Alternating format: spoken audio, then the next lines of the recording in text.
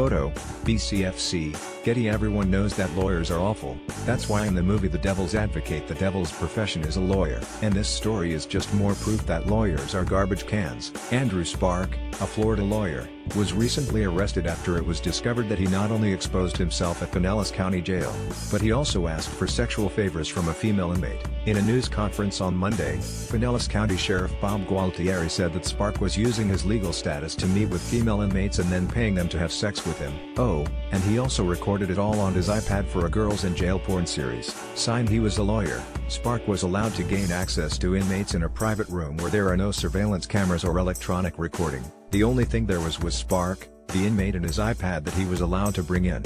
Miami Herald. Through an undercover operation, investigators learned that Shanna Bozelli, who was sentenced to 40 years in federal court on child pornography charges, had met Spark before her sentencing at a porn convention in Tampa. Their last contact was about a year ago when Spark asked her to make a porn video, but they couldn't agree on a price. She's been behind bars since June.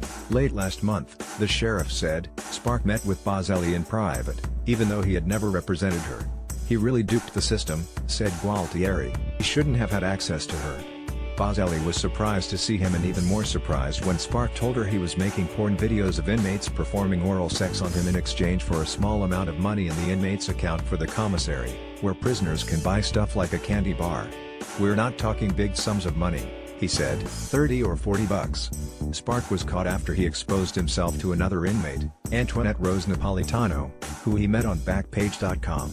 Police had pre-wired the room and then moved in to arrest Spark. Spark is now charged with soliciting for prostitution, exposure of sexual organs, and possession of contraband in a county detention